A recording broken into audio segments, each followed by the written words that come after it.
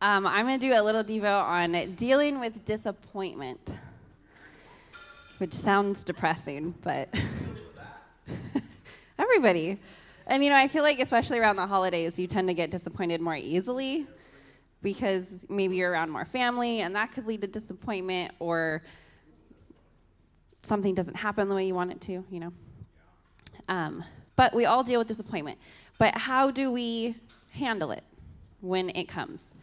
So something might not go your way or how you planned, or maybe you're really hopeful for something and it just doesn't pan out. Maybe somebody lets you down, or maybe you're the one, you made a mistake. You let temptation get the best of you, or maybe you didn't reach a goal that you wanted to reach. Disappointment can come in all those different ways. So how do we recover quickly from disappointment? I've got 4 things here for how to recover quickly from disappointment. The first one is fix your thoughts. What? Fix your thoughts. So Philippians 4:8 says, "And now, dear brothers and sisters, one final thing. Fix your thoughts on what is true and honorable and right and pure and lovely and admirable. Think about these things that are excellent and worthy of praise." So if you're focusing on the disappointment that happened in your life, then you're not going to recover from it quickly. You're going to stew on it. And guess what? It gets worse. So you have to switch your thoughts from focusing on the disappointment to things that are lovely, things that are worthy of praise. And that will help your mind switch over. The next one, number 2, is seek God. Proverbs 16:9 says, "We can make our plans, but the Lord determines our steps."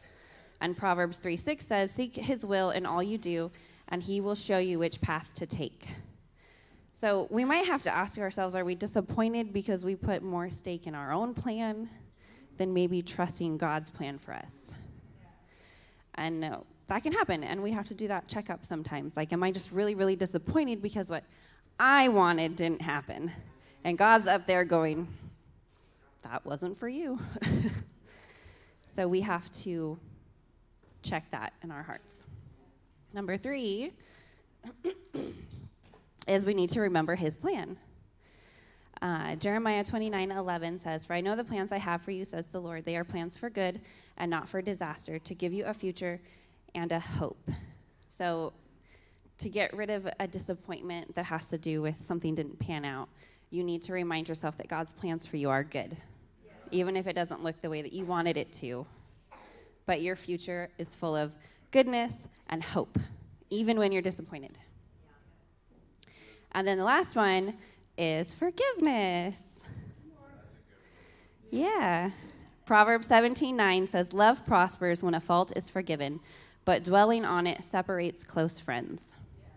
So even the smallest disappointment, maybe you were supposed to meet somebody for lunch and they had to cancel on you.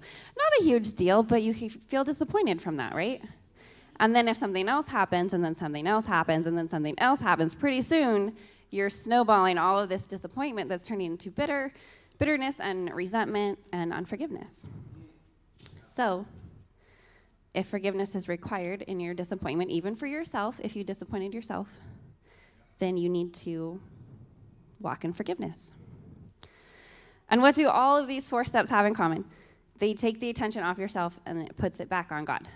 Being thankful, fixing your thoughts, forgiveness, focusing on his plan, not your own plan. Because God is equipped to carry our disappointments a lot better than we can.